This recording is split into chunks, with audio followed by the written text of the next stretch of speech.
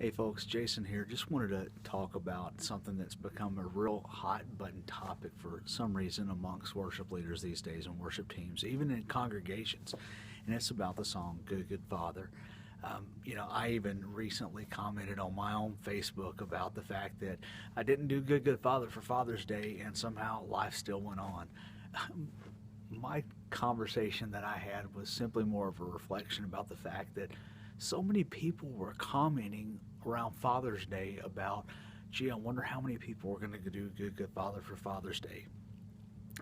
For me, the song didn't fit our congregation for Father's Day because it just didn't fit the message. And I think that's what song planning is about songs fitting the message. For us in our congregation, doing a secular song like Five for Fighting Superman fit the message better than a song like Good Good Father. I mean, look, to be honest, throwing in a song that just simply talks about being a good father for the purpose of Father's Day and calling it quits at that, to say, yeah, that's the perfect song for Father's Day, is like saying, hey, wait, hey, D-Day falls on a Sunday.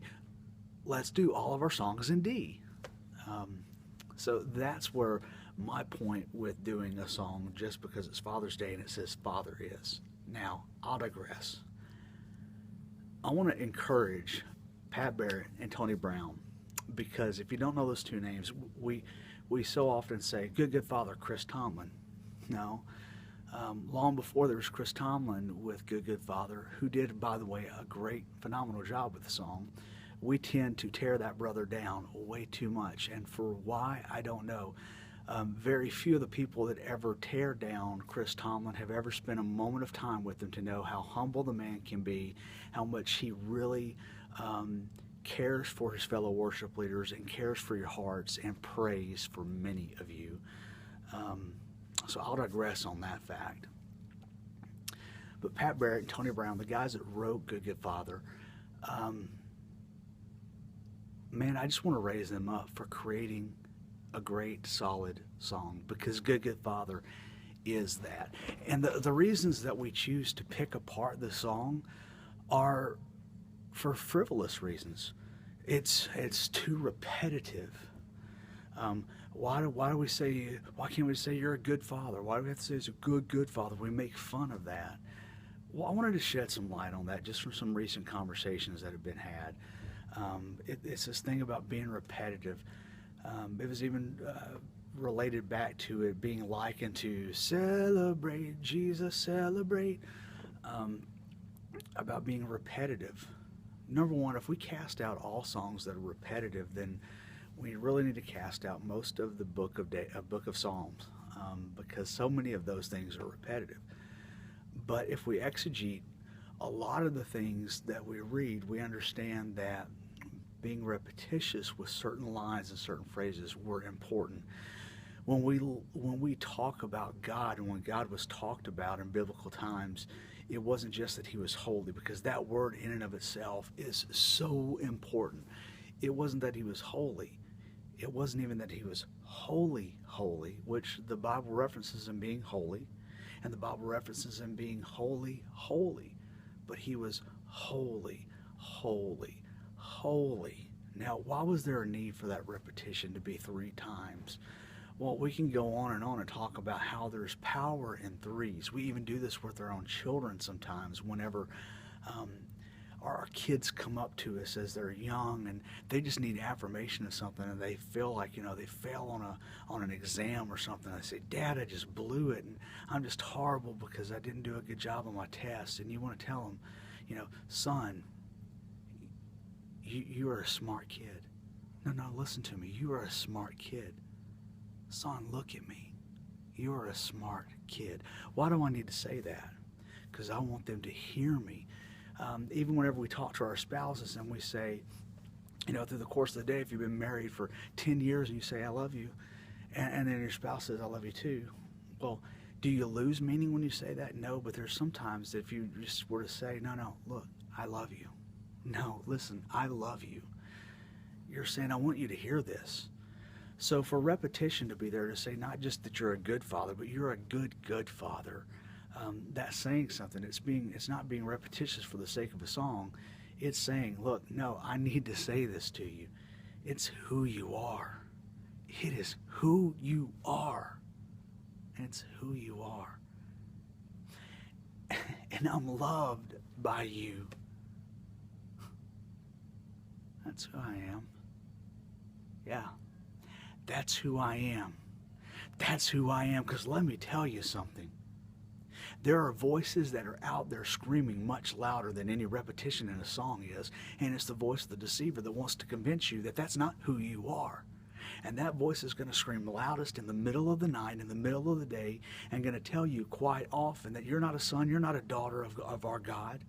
You're not a son and daughter of Christ. That you are nothing, that you don't amount to anything. And yeah, that same voice will even attack us in the midst of everything to make us attack our own brothers like Chris Tomlin. Or guys that wrote a humble song like Good, Good Father.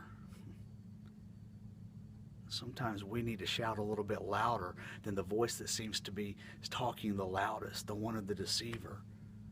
And to be able to say something over and over like, I'm loved by you. Yeah, that's who I am. That's who I am. That's who I am. So it kills me when I hear these things talked about how repetitious it is, and that's why we don't like a song, or that's why we don't do a song. But on top of all that, there's a good reason why that song is either hated or loved by some. And it's one of the very reasons why Tony Brown had so much into the song, invested into the song. Because there's so many people that are out there that don't know what an earthly father looks like. Whether it's because of a biological father, an adoptive father, a step-parent. We've seen really horrible examples, some of us, of fathers. You know, I'm grateful that I had a great biological father in an upbringing. So it maybe doesn't resonate with me as much as it might resonate for someone that comes and walks in the doors of a church that has had a horrible experience with a biological father or an adoptive father or someone else in their life, and they come in and they hear a song about, you're a good, good father, and they go, oh, no, wait a minute. Father, daddy, no. Those words are what we're used to hearing for someone here on earth. They're not used to hearing those words for somebody that's the ultimate daddy. So of course it rubs us wrong whenever we hear a song like that and we go, I don't want to sing that. Because I've not been loved by a good, good father. I've not been told that's who I am. I've been told that I'm a piece of trash by a dad growing up. Or I've been told that by both of my parents I'm nothing. Or I've been left abandoned to be adopted and be tossed around into a foster care system or something like that. And that's who my identity is.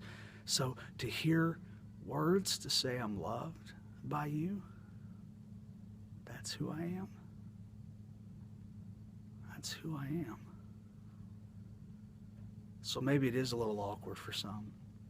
Maybe that's the why so many people are challenged by the song to want to sing it, to want to lead it.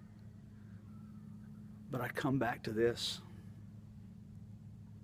I don't know what the greater travesty is that a song isn't able to be sung to where somebody else can meet and fall in love with a father who is Abba, who is a good, good father to everybody.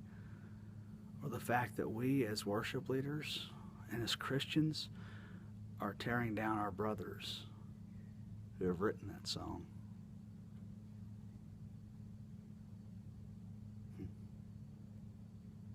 He is a good, good father. And that's who he is. That's who he is. That's who he is.